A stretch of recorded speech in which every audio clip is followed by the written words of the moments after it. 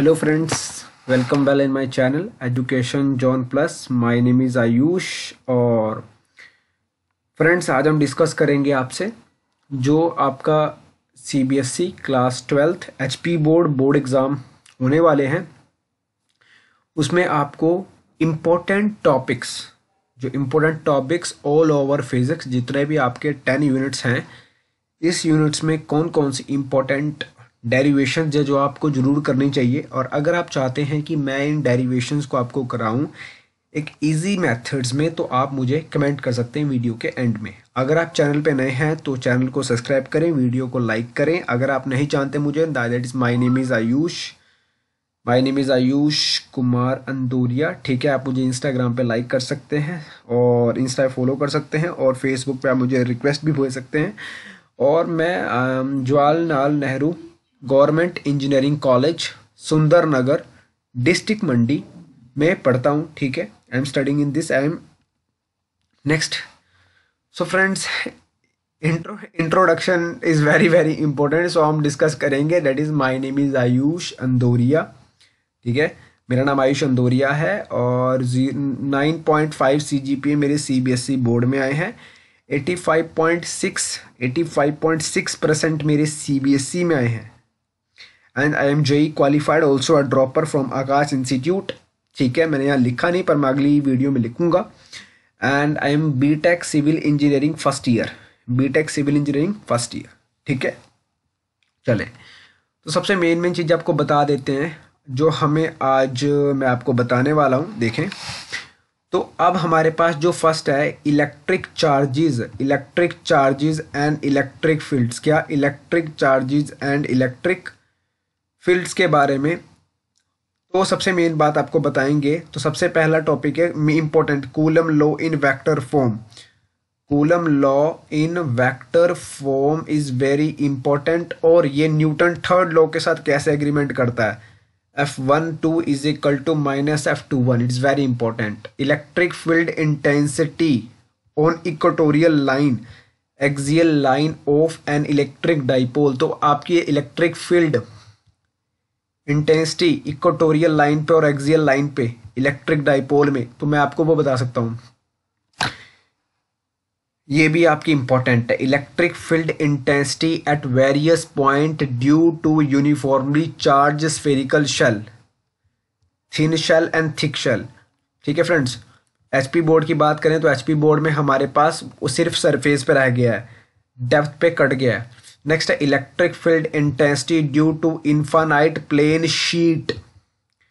ठीक है, अगला है application of Gauss theorem in calculation of electric field. अगर अब हम बात करें तो what is application of Gauss theorem. Gauss theorem की एप्लीकेशन कौन कौन सी है। गोस थ्योरम की एप्लीकेशन सबसे पहले है डिडक्शन ऑफ कूलम लॉ, जिसमें F इज इक्वल टू किसके इक्वल होता है, deduction of Coulomb law F is equal to QE। तो सबसे पहले है डिडक्शन ऑफ कूलम लॉ। दूसरी बात, आपका दूसरा एक्सप्रेशन है इनफाइनाइट लॉन्ग वायर। तो आपके पास एक वायर होती है जिसकी surface linear charge density lambda होती है, इसकी लीनियर चार्ज डेंसिटी लैम्डा। तो हम क्या बोलते हैं, इसका एक्सप्रेशन क्या है, इसका एक्सप्रेशन है electric field intensity is equal to lambda upon 2 pi epsilon naught R। ठीक है, उसके बाद हम बात करते हैं गोज लॉ की। अगली है इनफाइनाइट प्लेन शीट। तो उसका आता है हमारा जो कोई भी प्लेन शीट्स होती है, ये पाइप ये लेंथ इसके अंदर डालते हैं। तो what is this, electric field क्या आती है, दिस इज इलेक्ट्रिक फील्ड क्या आती है इसमें, this is sigma by epsilon naught. कितना, sigma by epsilon naught. But अगर sorry sigma by 2 epsilon naught, sorry I am really sorry. But अगर इसकी थिकनेस यूनिफॉर्म होगी, तो अगर शीट की थिकनेस क्या होगी, पूरी देखना वीडियो को, अगर शीट की थिकनेस यूनिफॉर्म होगी मतलब अच्छी है, कोई वहां से कटी फटी नहीं है, यूनिफॉर्म थिकनेस है, तो उसका आंसर होगा सिग्मा बाय एप्सिलॉन नॉट। ये जनरल फॉर्मूला है, जो डेरिवेशन से आया है। और जब शीट यूनिफॉर्म थिकनेस की होगी तब ये आता है, ठीक है। उसके बाद क्या है, उसके बाद आपका स्फेरिकल शेल के बारे में है। देख सकते हैं एक डेरिवेशन ये, दूसरी ये, तीसरी ये, चौथी एक और है इसके बाद, और ये पांचवी। तो पांच हमारी इसकी इंपॉर्टेंट चीजें हैं, ठीक है, जो आपको उन्हें बता दी। अगली चीज क्या है, चले अगली पर डिस्कस करते हैं चीजों को, इनको इरेज कर देते हैं हम, ठीक है।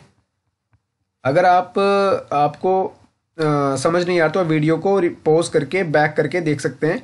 मैं सारा कंटेंट आपके लिए बना रहा हूँ मेरे भाइयों बहनों। अगर आपको कोई प्रॉब्लम हुई स्टूडेंट्स तो आप मेरे से कांटेक्ट कर सकते हैं, ठीक है। जैसे इंस्टा पे आप मुझे कमेंट भी कर सकते हैं। नेक्स्ट है इलेक्ट्रिक पोटेंशियल एंड कैपेसिटेंस। तो electric potential due to a charge. अब electric potential due to a charge क्या होता है, तो इलेक्ट्रिक पोटेंशियल होता है V is equal to Q by 4 pi epsilon naught R, ठीक है। तो electric potential due to a point charge, तो इलेक्ट्रिक पोटेंशियल चार्ज की वजह से मैं निकाल रहा हूं। अगला electric potential on axial line and equatorial line of electric dipole. Electric potential equatorial line और एक्सियल लाइन पे हम निकाल सकते हैं। नेक्स्ट है capacitance of a parallel plate capacitor. तो अगर कैपेसिटेंस की बात करें पैरेलल प्लेट कैपेसिटर का फॉर्मूला क्या होता है, तो वो होता है C is equal to epsilon naught A, C is equal to epsilon naught A by D।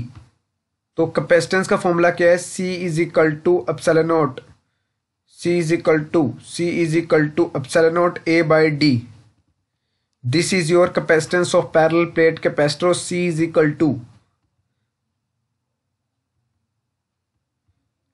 C naught into K, that is dielectric.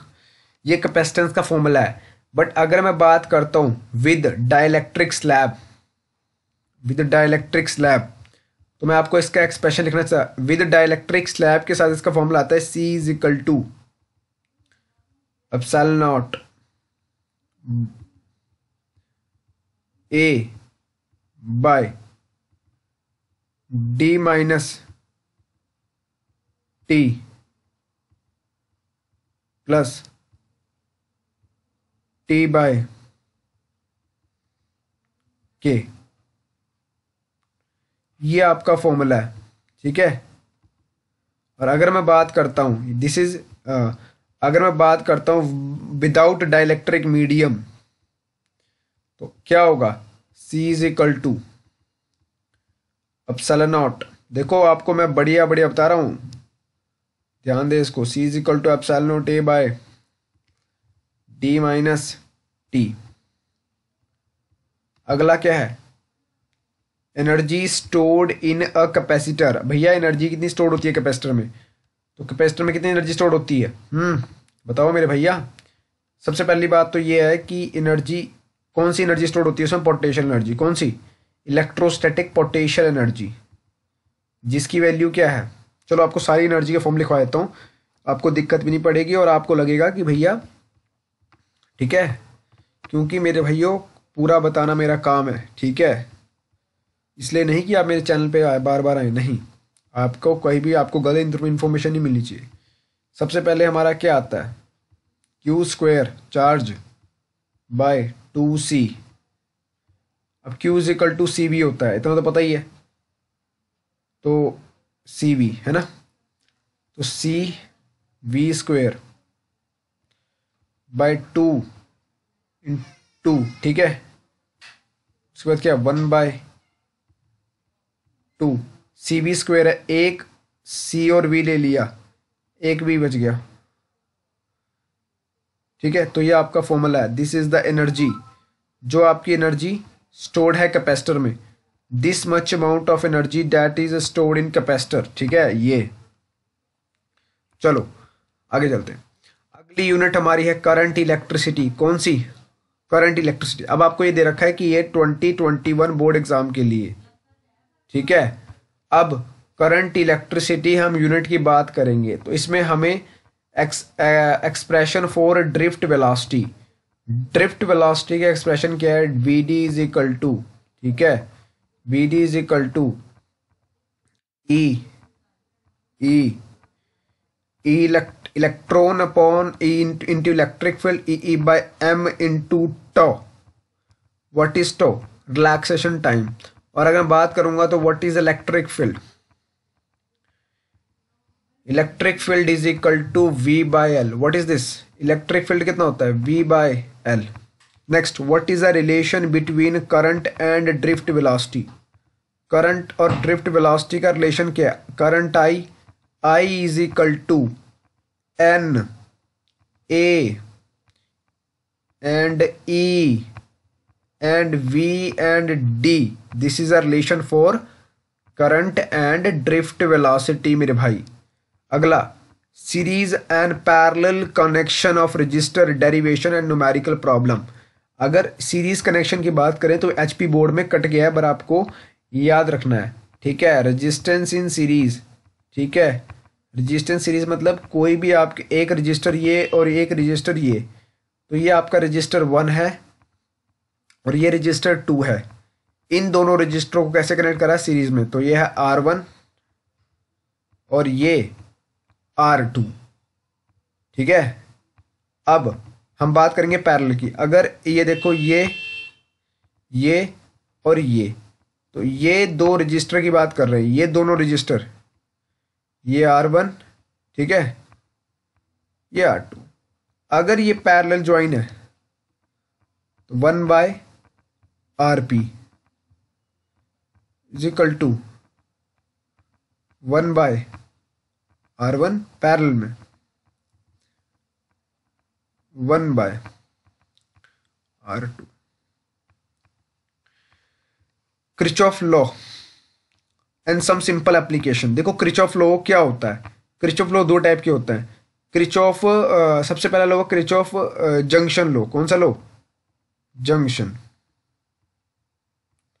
Junction law में क्या होता है कि फॉर एग्जांपल ये मैंने पॉइंट लिया, इस पॉइंट पे जितने करंट मिल रहे हैं वो इक्वल है जितने करंट यहां से निकल रहे हैं, ठीक है। किसके इक्वल है, जितने करंट यहां से निकल रहे हैं, तो वो आपका है। दूसरा है Kirchhoff voltage law. Kirchhoff voltage law आपका एनर्जी कंजर्वेशन पे डिपेंड करता है, ठीक है। अगला क्या है, पोटेशियोमीटर। देखो पोटेशियोमीटर के दो चीजें हैं, पोटेशियोमीटर के दो चीजें हैं जो हर बार पूछी जाती हैं। पहली उसका है E1/E2, E1/E2 is equal to L1/L2।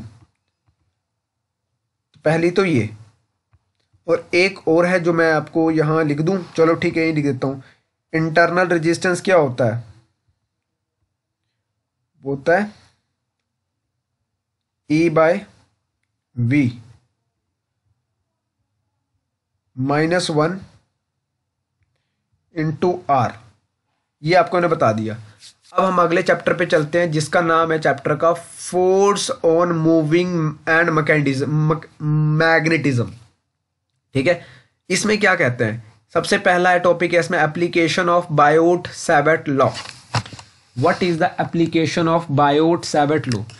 मेरे भाई अगर बायोट-सैवर्ट लॉ की एप्लीकेशन की बात करूं तो सबसे पहला तो हमें पता होना चाहिए बायोट-सैवर्ट लॉ होती क्या है, ठीक है। मैं आपको देखो हर चीज बता रहा हूं। तो बायोट-सैवर्ट लॉ क्या होती है, DB is equal to μ0 upon 4π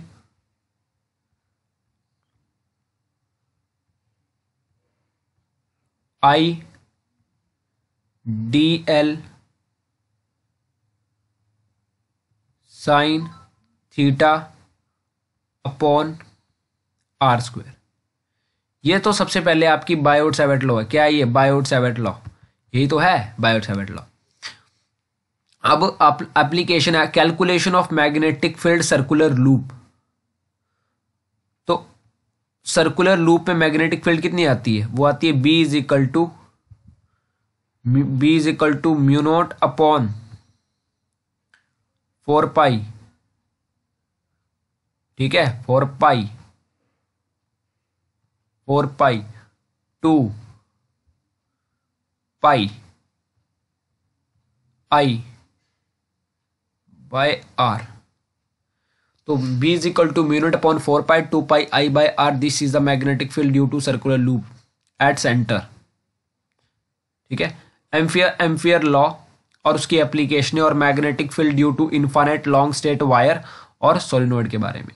अगर मैं बात करूं आपको सोलिनॉइड के बारे में तो B is equal to mu naught N I, मैं लिख ही देता हूं आपके लिए। देखो अगर आप चाहते हैं कि इनसे इनकी अलग अलग वीडियो बने तो आप कमेंट जरूर करें, क्योंकि जिससे मेरा मनोबल बढ़ेगा और मैं आपके लिए वीडियोस बनाने का वो करूंगा, ठीक है फ्रेंड्स। अगर आप कमेंट ही नहीं करेंगे तो मेरे को कैसे पता लगेगा, आपको समझ नहीं आ रहा है, ठीक है। B is equal to mu naught by I. और कभी कभार एक ग्राफ भी पूछ लेता हूँ, मैं ग्राफ भी बना देता हूँ आपके लिए, स्पेशली आपके लिए बनवा रहा हूँ मैं सारी चीज़ें, ठीक है। इंपॉर्टेंट चीज़ें हैं सारी ये। यहाँ पे मैग्नेटिक फील्ड B होती है और यहाँ पे मैग्नेटिक फील्ड होती है B/2, कितना B/2। Then this what is this is your centre. अगला, force on moving charge in uniform magnetic field electric field. तो फोर्स ऑन मूविंग चार्ज किसकी बात कर रहा है, ये बात कर रहा है लोरेंट फोर्स। कौन सी फोर्स की, लोरेंट फोर्स। कौन सी, LORENTZ, लोरेंट फोर्स की बात कर रहा है। लोरेंट फोर्स जो होता है वो कॉम्बिनेशन होता है इलेक्ट्रिक फील्ड। इलेक्ट्रिक फील्ड क्या होती है, इलेक्ट्रिक फोर्स क्या होती है, इलेक्ट्रिक फोर्स का वो होता है ये, ठीक है। और मैग्नेटिक फोर्स कौन सी होती है, QV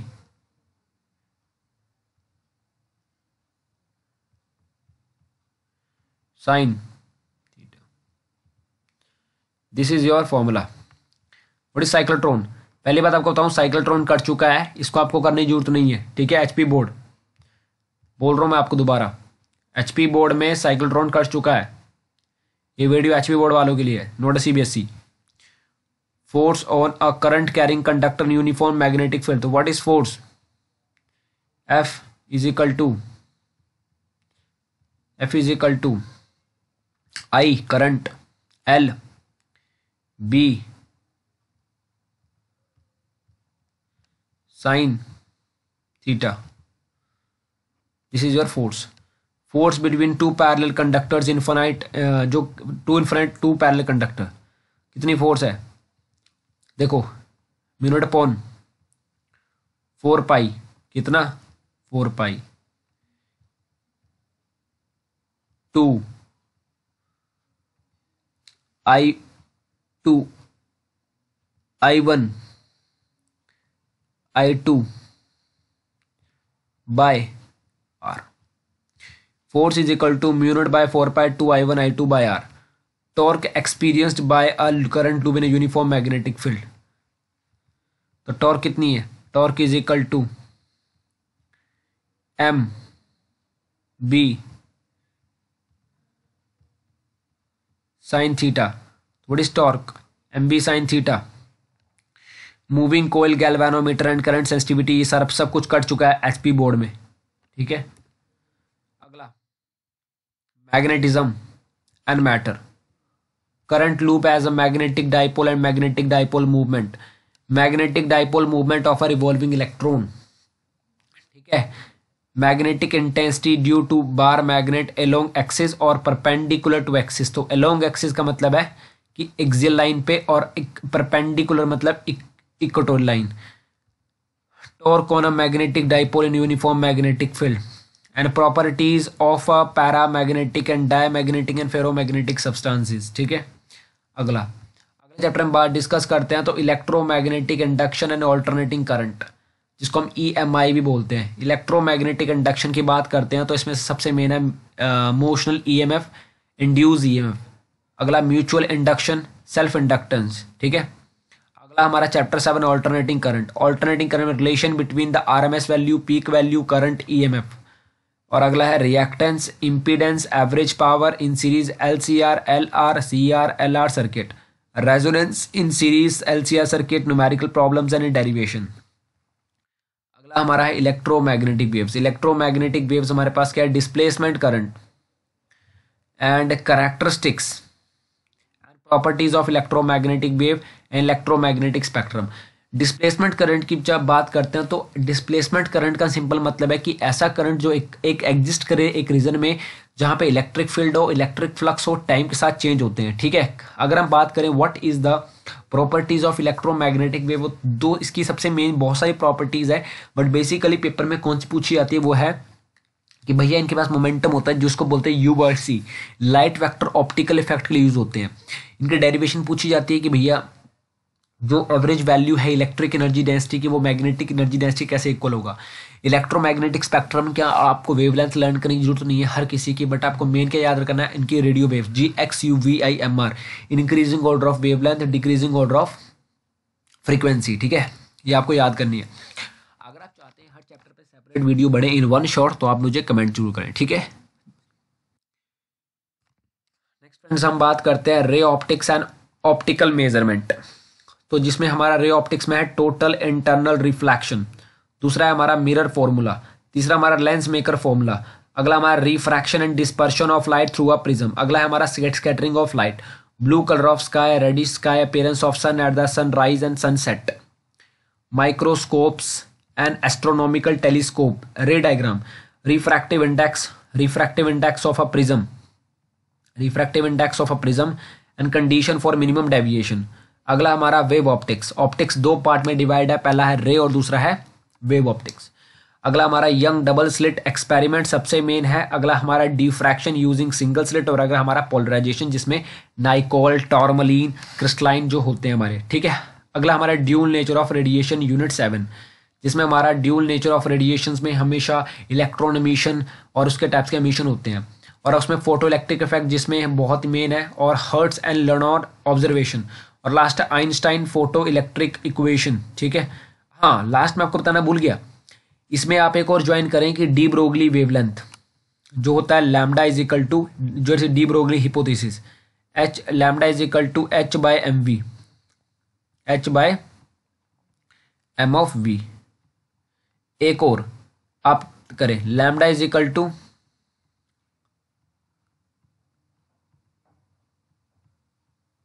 12.27/√v,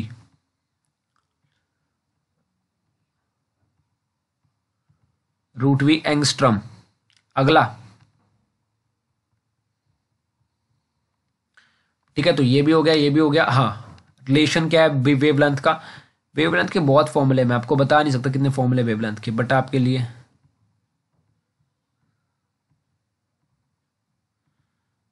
3mkt, इस चैप्टर में इतने ही है अभी। ठीक है, हाँ अगला एक है laws of photo electric effect, तो उसको पढ़े, लो फोटो इलेक्ट्रिक इफेक्ट के लॉज को पढ़ लें और ग्राफ भी पढ़ लें। अगला हमारा एटम एंड न्यूक्लियाई में, तो एटम की बात करें तो alpha particle scattering experiment, radius का एक्सप्रेशन, और Bohr model energy level hydrogen spectrum. ठीक है, ये इंपॉर्टेंट है। अगला है न्यूक्लियाई में N is equal to N0 जिसको बोलते हैं सूडी फजान रूल या radio active decay. Mass defect आप इसको भी कर लें, मास डिफेक्ट कहाँ से होता है, ये binding energy is equal to del MC²। मैं बोल रहा हूँ आपको, अगर आप चाहते हैं सेपरेट वीडियो आए तो मैं जरूर बना दूंगा, पर आपको बोलना पड़ेगा, नहीं तो मैं क्या बनाऊँ, आप बताओ ना मेरे को। अगर आप बोलेंगे तभी मेरे को समझ आएगा कि आपको क्या नहीं आता है। ठीक है, del MC², binding energy per nucleon and its variation with mass number definition और उसके न्यूमेरिकल प्रॉब्लम के साथ। अगला है nuclear fusion definition with numerical problems. अगले बात करते हैं तो हमारे पास क्या है, 1 मिनट चले। अगली बात करें तो हमारा सेमीकंडक्टर डिवाइसेस, और हमें बात करें तो यहाँ पे energy band in semiconductor and insulator quantitative analyse होनी है। सेमीकंडक्टर डायोड जिसमें current voltage characteristics forward reverse bias में। बता दें HP बोर्ड में हमारे पास जीनर डायोड कट गया, diode as rectifier and junction transistor, common base amplifier and common emitter transistor amplifier. ठीक है, यह है कम्युनिकेशन सिस्टम लास्ट चैप्टर जिसमें से फ्रीक्वेंसी मॉड्यूलेशन। देखो इसमें से डेफिनेशंस आती हैं, मैंने आपको बेसिकली बताया कि कौन कौन से हैं, पर आप मेरे को ये बताएं, मैं आपको हर एक यूनिट से मेन क्वेश्चन टॉप 10 क्वेश्चंस निकाल के दूंगा, और वो सबसे मेन है, उसमें से कोई तो फंस ही जाएगा क्वेश्चन आपके पास। तो मैं आपको बता रहा हूँ, अगर आपको चाहते हैं कि ऐसी वीडियोस मेरे चैनल पर रेगुलरली आएँ तो आप मेरे चैनल को सब्सक्राइब करें, ठीक है, दोबारा बोल रहा हूँ फ्रेंड्स, एक बार लास्ट बार, मेरे चैनल को सब्सक्राइब करें एजुकेशन जॉन प्लस को, और वीडियो को लाइक करना बिल्कुल ना भूलें। Thank you friend for